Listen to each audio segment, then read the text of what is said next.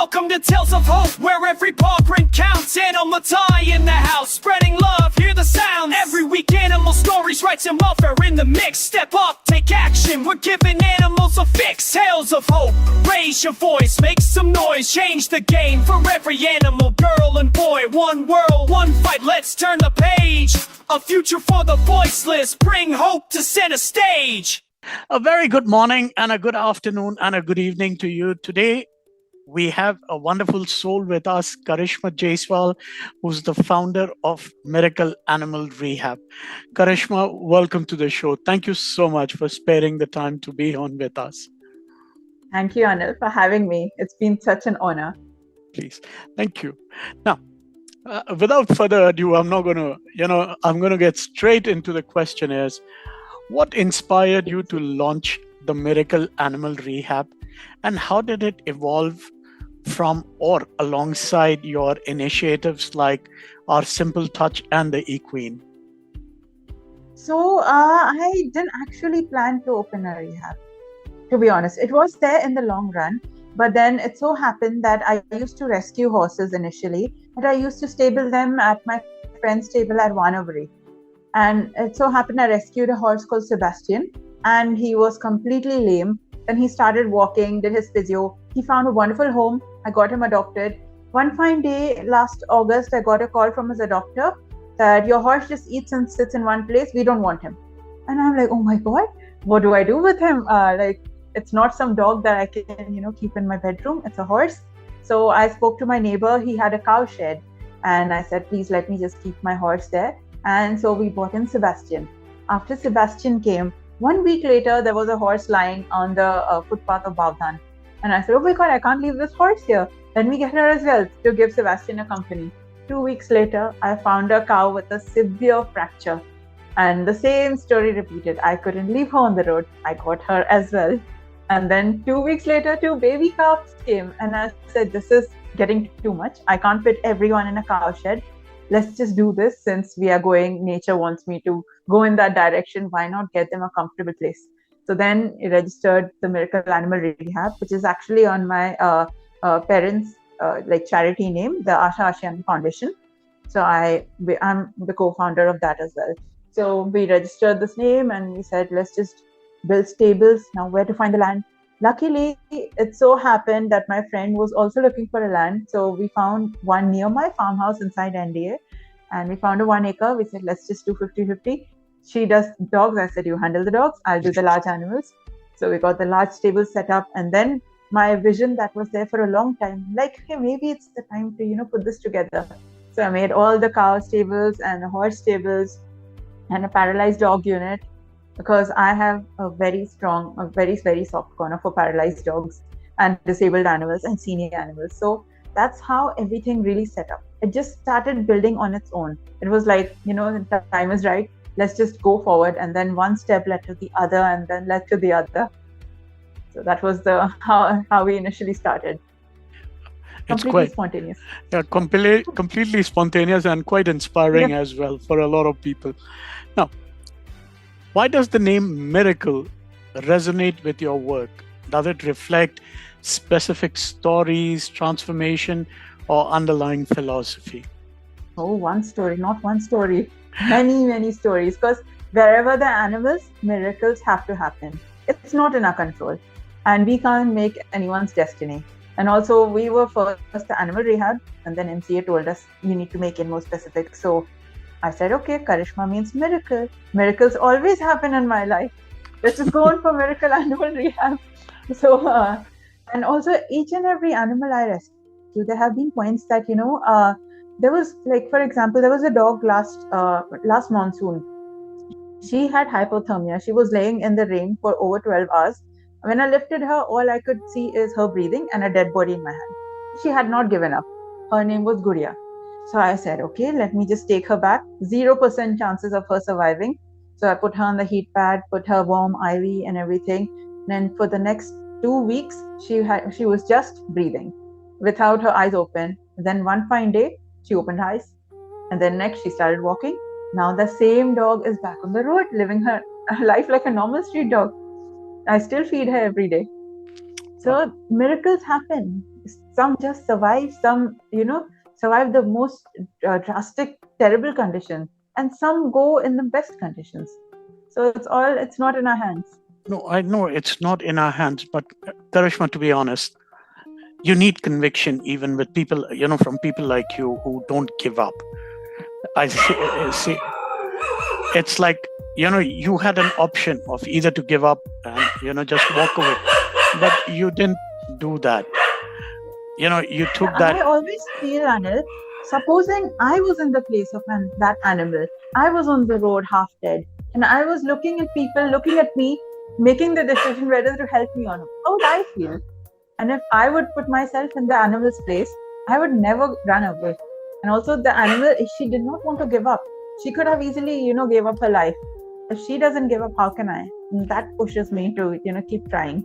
Absolutely. We need souls like you, more souls like you on this planet, to be honest. Now, what makes working with special needs animals uniquely rewarding and challenging versus typical rescues? How has it changed how you approach rehabilitation? As I said, I have a very, very soft corner for specially able dogs. And it's more like their way and their outlook of life. They have nothing. They can't walk. They have like injuries. They are in immense pain. Yet they're so happy. They just want to live life. They want to run. They want to play around. And that gives me a different outlook of my life. Here I am like, we humans sulking about the most tiniest thing. Oh my God, my financial problems and all. And this little thing, she has nothing, or he or she has nothing. And yet they're so happy. They want to live every day. They just want to enjoy what God has given them. And that just keeps me so, like, it makes me inspired. They inspire me. And that's why I always want to help them. And then there have been many, many success stories that the animals have come paralyzed and they have left my center walking. And over the years, that's what motivates me. That with a little of our support, just the right supplements, the right physiotherapy, just a bit of a support, and we change the life of that animal forever. He will, like a paralyzed, injured, spine broken dog will be running on the road now. So, and that gives me such peace and so much happiness. I can't explain. I would do the same work every day. Although it's a lot of work, it's very hard work because they soil themselves. You have to go through the emotional trauma of watching them drag themselves in pain. But it's all rewarding in the end. Absolutely, it is. It is very rewarding. Now, you often say you mend bodies and heart. Yeah. How do you support an animal's emotional healing alongside physical care? So, whenever an animal comes, any animal, be it a horse, cow, dog, cat, anyone, it is coming into a new environment. Mostly when they come into rehab, they have been through a very bad past, a case of abuse, a case of cruelty. So they're already traumatized, just as we would be as humans going into a new environment, not knowing what is the next step. Am I going to be beaten up again? So that puts a lot of trauma on a little soul. So what I try to do is, first few days, I don't pressurize the dog. I get friendly with them, or any animal, be it a cow or a horse or anyone. I take them in, we do the quarantine, and then I get to know them. I talk to them, I groom them. That bonding needs to be formed. And then when they relax, then the rehab begins. Because you can't expect someone to, I can just stuff medicines in your mouth. It's not going to work. Until you're emotionally ready, you will not recover. Just as humans, the animals think the same way.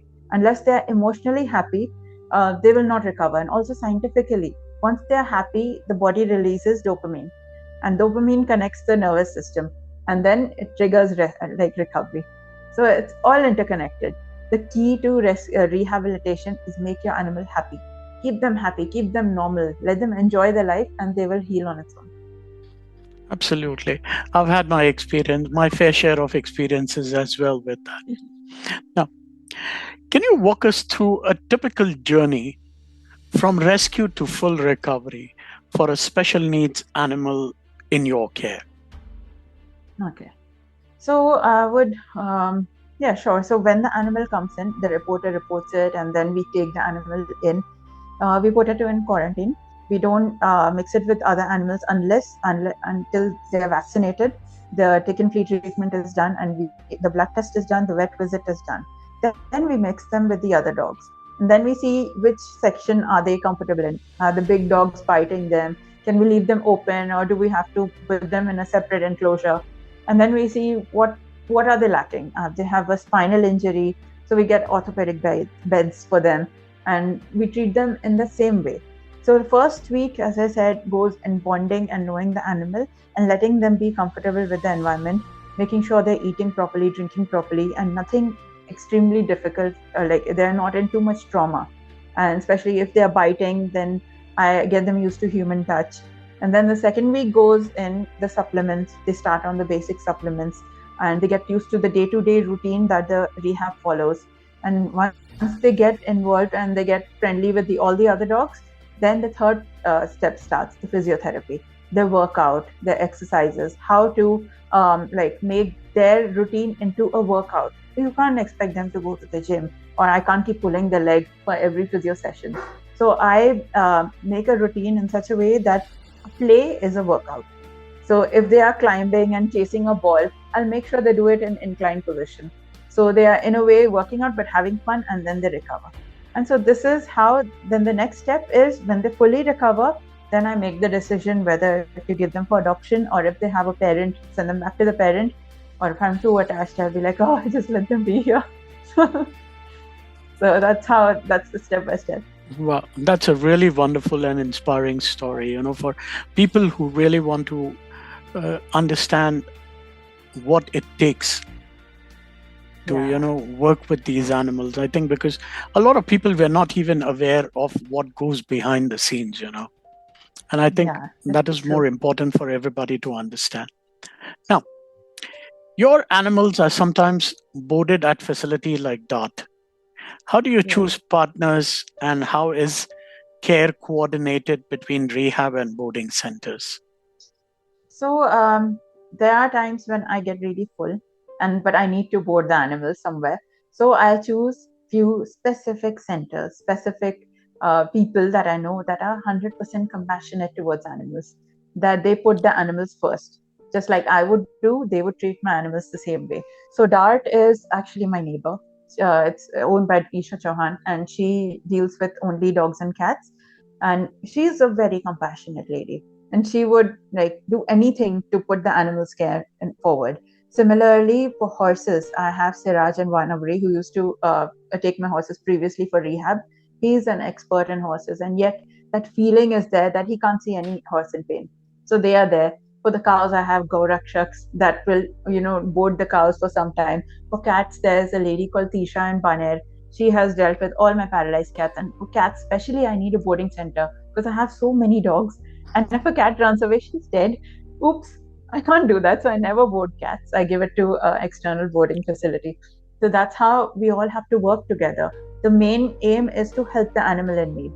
So I can't be in ego like, oh, this animal has to come to my center and I cramp everyone in one cage. No, that's not recovery. So I don't mind spreading it out or giving them a fee to board my animal as long as my animal is comfortable. And then when I have space, I take them back. Absolutely. You rightly said, we all need to work together in hand rather than letting our egos come in the front. So I think that's a really wonderful approach that you have, and I think everybody should listen to it and follow it as well. Now, I know we were discussing this. You introduced the Moo crew, as you say, a group of cows and other large animals destined for your rehab center. Can you share the story and your plans for the new facility? So the Moo crew is what I call my cattle. They are so naughty. They come in as depressed, and then now they are naughty little kids who try to run away. Young teenagers who just don't listen to you. So that's why I named them the Moo crew. So my main initiative is like in India we say Gau Mata, but do we actually mean Gau Mata? Since in the last monsoon and this monsoon, I have rescued over 50 cows from terrible, terrible conditions. And before, I had no space to keep them. So I would, redirect them to different goshalas. Somewhere I have even sent 2 cows to Gujarat because there was nowhere to keep them. And then I knew about racism in cows. So people would help a desi cow and not a Jersey cow. People would help a cow and not a bull. And it just didn't match in my mindset. I said, animal is an animal. Cattle is a cattle. Who's going to help them? The poor thing is lying down on the road in the middle of the rain. So luckily, when I got the space, I started taking in bull babies who were just left to die. I hand raised them. I took in senior cows. I took in like paralyzed cows. I currently have a paralyzed cow called Durga. So I have to lift her up every day on the hoist, do her physio there, and lift her down. So it's a lot of hard work, but my vision is to do much more for them. And then the mukru is the cows, and then there are the horses that are, ex-race horses who have like the career has ended or they have injury and they are completely useless to some people. But I want to take them in, give them a second chance in life, and just let them retire. Just let them be happy. So for now, I have like half an acre of land to do all this, but it's not enough. So my vision is to expand it more and get a bigger facility. So fingers crossed. Hopefully, in a few years, I could do something like that. Well, we'll Fingers keep our crossed. fingers crossed and pray for it that you get your Yeah, I mean, because when you have a noble vision, I think the universe aligns, in letting I you achieve. absolutely believe that. Yes. Absolutely. I mean, I've been a very strong believer of letting the universe and the supreme being uh, take or do what Take is control right. of your life. Yeah. Absolutely, rather than trying to have everything under our own control. Anyways, uh, Kushi's transformation in just 15 days was striking. Yeah. What made that rescue stand out, and what do such miracles reinforce for you? So Khushi was bought to me from Solapur. So her owner said that she had been run over with a tempo and they want to bring it to the rehab for recovery and assured me that we'll take care of the expenses and he will take her home. That didn't happen. He ran away. So anyway, keeping that apart. So Khushi came in with two spinal breaks and a fractured leg. And she was completely down in pain, couldn't move her leg. She could only move her head. And so we said, okay, after the x-rays and the vet visits, the vet said it's highly impossible she's ever going to walk again. And we said, okay, impossible is a challenge for us. So we started her on supplements, and she was then 6 months old. So it was a high chance that a puppy might recover. So we started her on the basic supplements that we always do, and we saw her tail wag. And then we are like, okay, in 1 week the tail is wagging means the connection is there, means the spine will heal. And then just giving her light support, keeping her happy, giving her a buddy. And in that way, the next time I just held my hand and she stood, keeping her weight on her back legs. I said, the body is recovering. Kushi wants to recover. So we started physio on week 2, which is very, very rare because an animal does not recover from spinal injury so fast. So it was like this superpower inside her that she wants to run, she wants to play. I have to be okay. You have to let me do this. So I said, okay, I started her physio and slowly her spine started aligning. Now Khushi is running on 3 legs now. Her last leg is still to heal, but now she's running, she's recovering. She's like a normal dog. She goes out, she comes in. And this all happened just within 15 days, which is really medically even not possible. It is a miracle. So she healed herself. I just supported her. That's what I think. The two things that play is one, I the way I see it is your conviction in not giving up, and I think that gives the inspiration to the animal, even that there is somebody who's going to take care of me. And then I think it is the mother nature that plays its course. Yeah, and she's like this little thing telling me, you have to push me, I have to do the next step. And I said, no, Khushi, that's okay. That's too much for you. No, I have to go outside. And then she'll be limping and she'll be going around the whole center, in that limp. And then every time I would get her, and she's like, no, I need to do it more. So seeing her dedication kept me wanting to push her to the next level. And she did it. And she's completely recovered and we adopted her. Absolutely. These are, wonderful stories for people to listen to. Now, Yeah. rescuing animals with special needs often challenges our definition of what a normal life looks like. How has working with differently abled animals changed your own perspective on strength, joy, and wholeness? Oh, it has taught me so much. So much. Firstly, it has taught me discipline because your animal wants food on time, medication on time, everything on time. So I used to be a honestly very lazy person. I used to not have a routine in my life. That ever since specially abled animals they came into my life, it's all I've become like a military commissioner. Everything has to be on time, and they have also taught me to look at life differently, stop complaining, and just move on. Find a solution. It's not like a solution would be laid out in front of you. You need to think of how to do things properly, think of how to find a solution. No is not an answer, just find a way out. So when they push me that no, you have to make me recover, I want to walk, it helps me, like it makes me do researches. Then I read journals, I read all the thesis by veterinary students all across the world.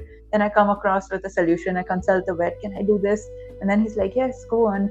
Then I consult communicators, which is also very important, and to know what the internal mentality of an animal is. And it just made me like connect to a lot of people, have a bigger perspective of life. It has changed me completely, like really completely. I wasn't this person before. This is what I think all the people that I've been meeting through my podcast is animals, whether dogs or whatever, whether small or big, large animals, they actually help us evolve. And not only that, Yes. it's not we rescue them, actually they are rescuing us as humans. Exactly. And even if we are in our like problems and trauma, they heal us. And then even if we are like we used to party or have a personal life, now there'll be a bell ringing at the back of our head: feed your horse, feed your dog, feed your cow, this is the medicine time, she has not been done doing this, how is she, has my horse fallen down, oh my god. So that is brings you such a big sense of responsibility, like you're a parent now to so many who need you. So it's just it's a very good feeling, actually. Absolutely. It's absolutely, the feeling is you cannot describe it in words, because I know I have three. Yeah. I have three of my own, and as I had mentioned, I take care of another six. So it's a very different feeling altogether. Now, you've highlighted how monsoons and even winters affect animals differently. How do seasons shift your rescue and care strategies? It's chaos. Monsoon is chaos. So we had an old center before that got flooded this monsoon. We had planned everything for it, yet the water levels rose beyond. So within 2 months, we had to set up a new center. And thanks to all the support of people who follow us, like or who help us, because of their help, were able to shift to a new center. So monsoon, what we see is, yes, the waterlogging, yes, the hypothermia cases increase, but we see a lot of cattle cases increasing. In monsoon, the cattle cases soar in the air because people start to, leave the animals for grazing and they don't want to take them back. So that's when we see abandoned calves, injured cows, senior cows. So that's the trend I've been seeing over the years. And then in dogs, you see maggot wounds. And then even your paralyzed dogs, you have to take care because they would want to run in the mud, and then you can't leave them like that. So get them back, wash them again. So have a different setup for them, and make sure that and for horses, they don't drink water in the monsoon. So you have to make sure that they're drinking water so that they don't get dehydrated. So you have to put a bit of salt in the diet to stimulate the drinking habits. So it's something you need to plan out way beforehand for all your animals, taking in their regime into account. And also in winters is the best time, but we need to light fires, arrange for a fire pit to make sure the animals are warm. We can't put a heater under each and every one of them. So in the center we have allocated fire pits, which we light in in front of the baby cows, in front of the big cows, in front of the dogs, that is like at a safe distance from them. We get blankets, we get shrugs for horses, blankets for cows, sweaters for dogs. All that prep has to be done beforehand. So now in the monsoon season, we prep for the winter, and winter season, we prep for the summer. Because it takes time. It takes a lot of time. It takes a lot of planning, and I think it also must be taking a lot of manpower from your side. Oh yes, a lot of manpower, and manpower is something which we struggle as a large animal rescue, because you can't just lift a horse like this, right? You can't. You need at least 10 people to do it. So calling people. Luckily, I've been very fortunate to team up with Bajrang Dal, who are the cow rescuers, especially the team in Sangui. So they have been so helpful. Whenever I call them, they come. The whole team comes selflessly at any time of the day. I said, like, oh, please, my horse has fallen down. Please help me pick them up. They said, okay. They'll push. In 2 minutes, everything, the horse is standing. And I'm like, oh, that's such a big relief. Because many times horses do go into colic and then they fall and can't get up. And you can't let a large animal fall for more than 4 hours. You have to get them up. Okay. Now, this is something. Manpower is very, very important. Now, can you explain why? Because for me, even I was not aware of this. So any large animal, especially, cows can fall and they can get bloating and stuff, and you can prick them and the gas comes out. Or you can push a cow to the sitting position, they will be fine. You can't do that to a horse. You have to lift him up standing. So if a horse falls like this, firstly, it's 400 kilos plus of muscle falling. That bam, impact is going to hit them. That's the first injury they have. Then they try to get up again and again. So they keep hitting themselves on the floor. And then the stomach bloats up. You can't take out the gas. So due to gas, the intestinal damage happens and then they die. They die of colic. So within 4 to 5 hours, you have to get your horse up. And then they keep struggling and they lose a lot of energy as well. So you have to keep the IV line on while they are struggling. So it's very difficult. So the sooner you get the help of lifting him up and making him stand, the more chances that a horse will survive. Otherwise, within minutes, he will die. Wow. And you can't do anything. You'll be helpless. Now, this is something that I have also learned. I think I was not aware as well. I am not going to let that ego stand in between and say I knew it. No, I didn't. For me, it's absolutely a learning curve, honestly. We all learn from each other. Yeah, absolutely. New advice to No, and that's what I think that was the whole purpose of starting this podcast even. Yeah. Is because people here are not used to large animal rescue. Very few centers actually do it, and we are still not ready for large animal rescue. We don't have hydraulics, we don't have ambulances, we don't have the lifts. I have one cow lift, thanks to my friend. I borrowed it from her, but it's very expensive to get all that. And then to lift a cow on the lift, you need people. It's not motorized. So why don't we have that technology here when we have that in the abroad countries? Why not? Why is an animal welfare for large animals taken so seriously? I keep asking that question. So one of my visions is to create a fully automated rehab that, with one or two people with minimum manpower, you can lift up an animal, you can save an animal, or even pick a cow off the road. You don't need to put bamboos and God knows what. You can just take a nice hydraulic crate and lift her in the tempo. So that's a great vision. Something I would plan in future. No, absolutely. It's an amazing thing what you said, in terms of looking at technology that is available.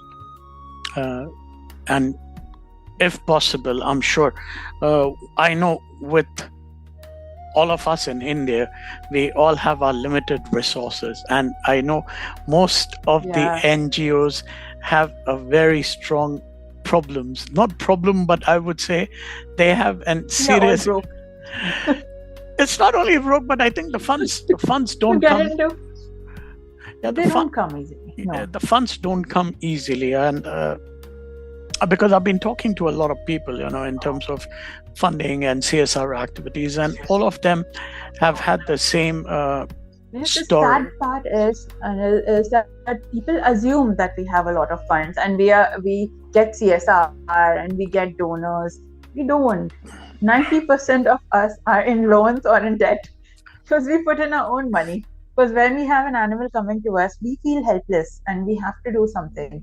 So many times you would see donation appeals from very, very genuine rescuers, but because we don't have an option. How much will we do on our own? We also run out of money, and we have our day jobs and our day businesses to support it. But then people, like many people, say to me when I feed on the road, "Oh, you're government sponsored." No, I'm not. So they just have this assumption that, oh, you're feeding so many dogs means you're government sponsored.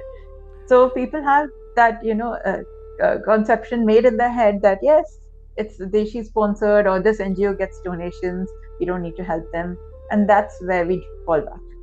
I think that myth needs to be broken because, let's be very honest. What you rightly said, that people have this notion, or they have made it up, that the government sends us money, but they don't realize the government doesn't send us a red dime. It is all Yeah. coming. It's all coming If out they from. did, we would do so much more. Absolutely. If they did. Absolutely. So we all do it from the limited resources that we have from our own pockets. And I think that is where the misconception of what people have, that कि इनको तो government से पैसे आते हैं, because I fortunately enough I haven't had that challenge to accept, probably face as yet, because I only take care of 6